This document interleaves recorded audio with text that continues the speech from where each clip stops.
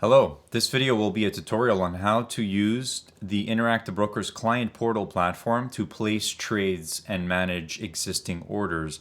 This is going to be a relatively beginner level to intermediate level tutorial, and we're going to try to explain the basics behind certain order types and the basics around placing orders. So if you enjoy this content, let us know down below. We have plenty of other tutorial content that focuses around trading and different trading platforms. That is what we do mostly on this channel. My name is Chris and I operate this channel, VerrilloTrading.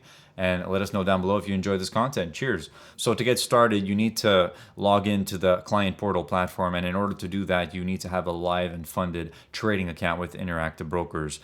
They do offer a trial. And with that trial, they give you a paper trading or a demo account. But the demo account paper trading services are not available on the client portal currently. It is not supported yet. It is supported using the TWS platform. And if you don't know what that is, check out our other tutorials that cover the TWS trading platform, which is a desktop software. In this video, we're going to cover the client portal, which is their web app edition. So to get started, we want to make it clear that if anybody has any questions regarding Interactive Brokers or the services that they offer, you can either ask them directly, or generally you would want to refer to their frequently asked questions page, and I will link to that down below. If you want to learn more about Interactive Brokers, you just simply have to click the link in the description, the first one right there, and it's also an easy way to support our YouTube channel. So thank you for clicking on that link. Okay, so let's get back to the client portal here, where we'll now discuss how to do the trading functions in this platform. So there's a few different ways you can do it. In the web portal here, we can actually click on the top right of the screen, and this will bring up an instant order ticket. And this is sort of a simplified version of an order ticket. Let us say that you know already what stock or what market you plan to trade. Let us say, for example's sake, it's a US stock like Apple stock. So AAPL will be typed in to the first menu here. And then you'll see a drop-down menu of different symbols. What we are looking for is the Apple stock. So the symbol is AAPL. Then it gives you the name of the company, Apple Inc. And then it tells you which is the primary exchange that it trades on, in this case, which is the NASDAQ exchange. So this is the correct thing. Let's click on that. And then we can see these are the available financial instruments that you can trade that are based upon this stock in this case. So we have the common stock and we have options, which are derivatives of the value of the common stock. And there are other things like stock futures and warrants, which are more complicated. In this case, let us select the stock to keep it simple. And now we will see an instant quote for this market. One good thing to note is that Interactive Brokers is now currently providing free real-time top-of-book quotes for US equities. That is always good to know. If you just need to see the top-of-book quote like this, you're going to get that for free in your account. And you can also see that it should be activated by default in your market data subscriptions. And we did cover that in our more recent video about the market data subscribing with Interactive Brokers. So Apple Inc., here's the stock, here's the quote. It is updating live. If we click on this plus icon, we can see here there is additional information about our account in this case. And at the top here, we can select between our accounts. So if I select that account, which is a margin account, we can now see that there is buying power that is higher than the cash balance in the account, because that is including the money that the broker will lend us, because it is a margin account.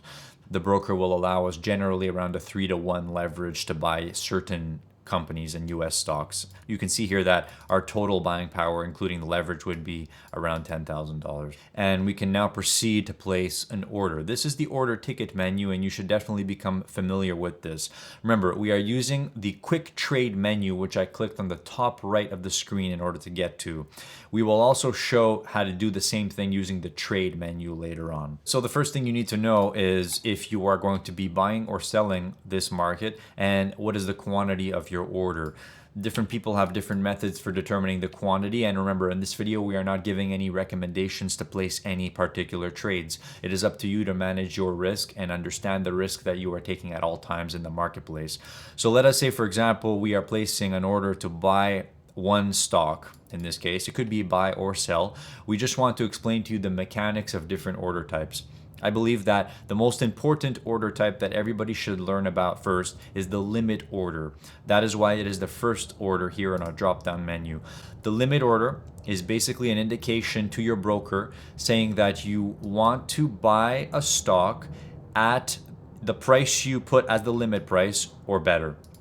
In the case of a sell order, you want to sell that stock at the price you specified as the limit price or better. Let us say you want to transact your orange juice at a price of $3.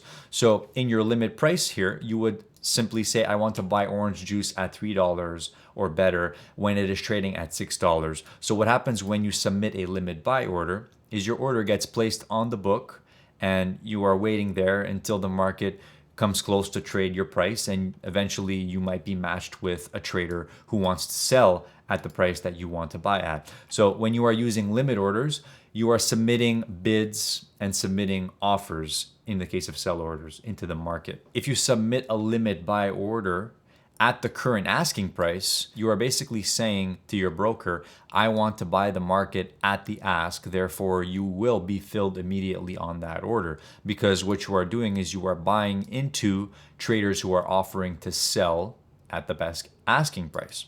Right here, what we are seeing is the current best bid and best offer in the marketplace we're looking at. If you submit a limit order close to the current spread, it will have a much higher probability of filling. A general rule of thumb regarding limit orders is that normally limit buy orders are submitted when a trader wants to bid at a certain price below the current or last traded price.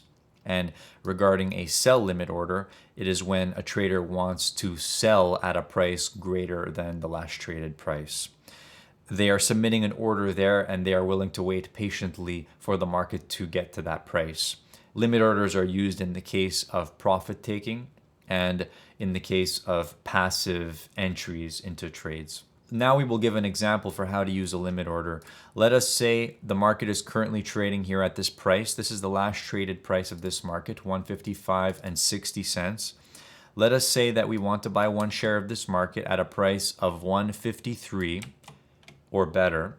We will tell our broker that that is the price we want to limit buy at, one share. It tells us the value of how much this trade is going to cost, in this case $153, because we want to pay $153 for the shares. This order will not fill until the market goes down to 153 or better.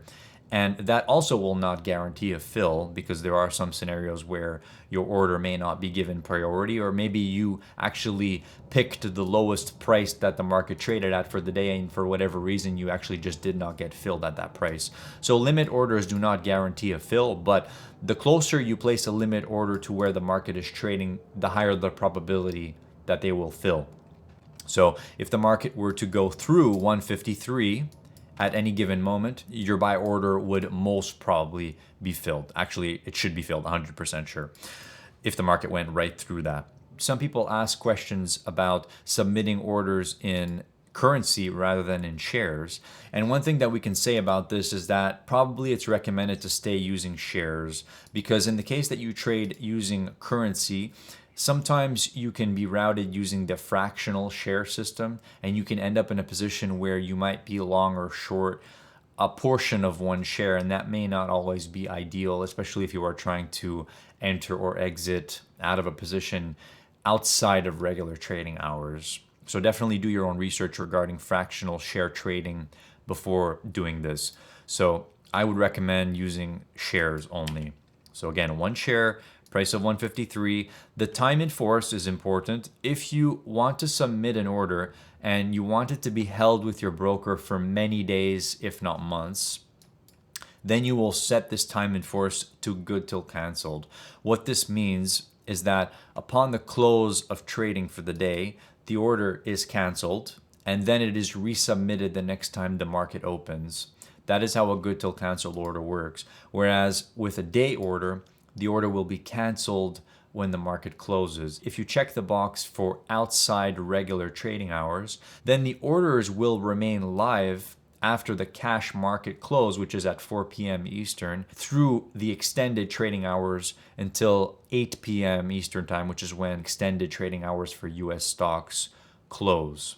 So if you wanted your order to be canceled at 4 p.m. Eastern on the close of the US cash session, then you would not check this box. And if you wanted your order to be remaining active when the market closes, going into extended hours, then you would make sure that that box is checked. And if you wanted the order to remain active for many days and not have to worry about resubmitting it, set the time in force to good till canceled. We also have the option to attach a profit taker and a stop loss to this order. We will not cover that in this case. Let us go on to view the preview for this particular order here. So now we can see a preview menu for this order that we've submitted. We can see the value of the order. In this case, it would be 153 US dollars, and the amount of shares is 1 share. The order type is a limit order, and this is the limit price of that order. The time in force is set to good till canceled. It does give us an estimated commission based upon which commission structure we have selected. For most users trading US stocks, you might have to experiment between the tiered and the fixed commission structure, but I think tiered is better if you are trading smaller amounts of shares. So we can see here now the total of our trade, including the estimated commission. Then we can see what is the changes to balances in our account regarding our position quantity and the maintenance margin that we need to respect. And that will be pretty much it. And then we can go ahead and transmit this order. So I'll select transmit the order. And now it tells us that our order has been submitted. Now, of course, since the market is currently trading at 155, we want to bid at 153. This order is not going to be filled. If we scroll down further, we can see here there are a few additional options. We can choose to close this page. We can select to view our orders and trades, or we can actually select to apply an exit strategy to this trade. This feature is still being implemented into the web portal, but this feature is fully functional in the mobile application, where if you have an existing position on a stock, you can view that existing position on your mobile app, and you can choose to apply an exit strategy, which is an attached stop and attached target to any existing position in your account. So for example, if I did choose this, like I said, this feature is still in development, but this is pretty much what it looks like. So we can set a profit taker and an attached stop loss based upon the position that we have in the account. In this case, we only have a parent order of 1 share, but in the mobile app, this applies to existing positions as well. So if we were long a certain position, we could submit a bracket order to an already existing position. That is the use case for this feature. It is useful. So I'll cancel that for now.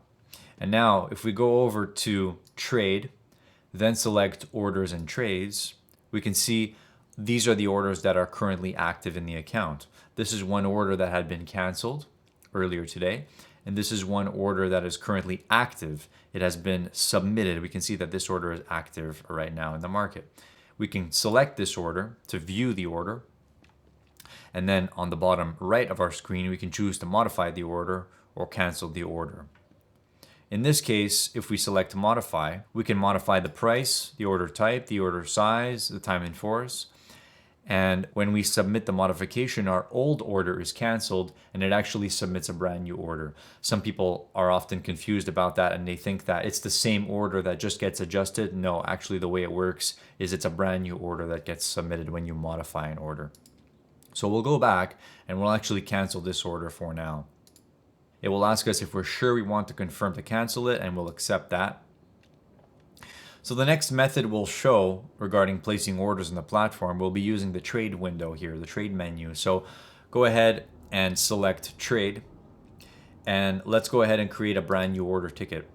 Now this window is useful to learn about. So as you can see here, there's all of the different available asset classes that Interactive Brokers supports, including stocks, options, futures, bonds, forex, and crypto.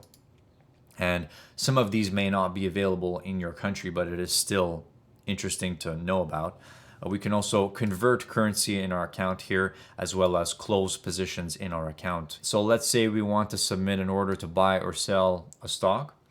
Again, it's a very similar process. On the right side of our screen, we can see details about our account. And then over here, we can type in the symbol and submit a brand new order on the symbol. in the center of this window, we can see recent searches or any recent trades that have taken place in your account. And I think that that goes as far back as around 7 trading days. So recent, in this case, we've only searched for these two symbols. Let's use this symbol as an example, Roku Inc. So now that I've clicked on the symbol, we have a snapshot chart for the symbol, and we have our order ticket here on the left side of our screen. At the top of this window, we can select which account we want to use. In this case, we'll leave it selected to our margin account. Then we can choose to configure the order type. In the previous example, we demonstrated the use of a limit order. In this example, we're going to demonstrate the use of a stop order to enter a trade. Let us say that we want to buy, again, 1 share of this company, of this stock, and we want to submit a stop order or a stop limit order. But for simplicity purposes, we will use a regular stop order. And this stop order will be aimed at entering us into a long position. A buy stop order will be placed above the current trading price, and it will be triggered when the price achieves the price we select for the stop price, which is above where it is last traded. So in this case, the last traded price is 101.09.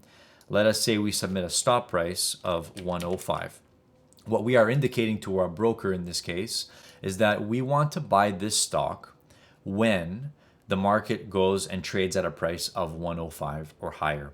And what a stop order is, it's a designation to your broker that tells them when the stop price is achieved, it submits a market order. I do recommend you guys to take some time to learn about how stop orders function and how limit orders function. These examples may give you some information, but they may not be entirely complete in regards to how to understand how these orders are placed. So like we said, we're going to submit a stop buy order here. The stop price is 105. And let's go ahead and preview this order now. The time in force was set today, which means that at 4 p.m. Eastern, this order will be canceled if it is not filled. So that is fine. We are okay with everything we are seeing here. A stop price of 105, and we will now transmit this order. If you have never used a stop order before, the broker will give you information about what a stop order is. This is useful information to read through if you do not know what a stop order is and how they work. So once you're finished with reading that, you can choose to not show this message again in case you don't want to be prompted by it. And then you can choose to accept that. So now we can see here that our order has been submitted. And here is the information regarding your order, including its order ID. So let's click Done right there. And now we will click on this arrow right here, which is going to bring us to the full screen chart for this stock Roku. On this full screen version, we should actually see where our active orders are in the market currently. And since we do not subscribe to real-time data, we are not seeing the actual accurate historical data for this stock, or maybe we are, but let us go to a shorter term time frame to confirm that. There we go. So we can see the market is currently trading at this price down here, and we've submitted an order to our broker, and they are currently holding it because the order indicates that we want to buy the stock only if it trades as high as 105. That is how a buy stop order functions. And just to make it clear, in the case of a sell stop order, that would be an order type indicating to your broker that you want to sell when the market achieves a price below where the market is currently trading. So let us say hypothetically, we wanted to sell this stock only when it reached a price of $98. We would submit a sell stop order where the stop price would be $98. And of course, you have to make sure that the current market price is trading higher than that, or else there's a risk that your stop order can be triggered faster than you thought, or maybe in an erroneous way. So definitely take some time to learn about this first. So let's say our stop price was 98. When the market goes down to 98 and the trigger method is true, it will submit that sell market order, and you will sell the amount of shares that you specified in the order quantity. So here we can see any active orders, and let's say we wanted to cancel this order. We can simply choose this X right here. Then it will give us a confirmation message, and then we will choose yes. 2 confirmation messages, in fact. In case you guys were wondering, this is actually a TradingView chart. I think that Interactive Brokers is tapping into TradingView's API to generate this chart right here. Okay, So that's going to conclude this short video on how to place trades using the Interactive Brokers web platform. If you guys enjoyed this content, let us know down below. And if you want to support the channel, just click on the links in the description. Thank you, and I'll see you in the next video. Take care. Bye.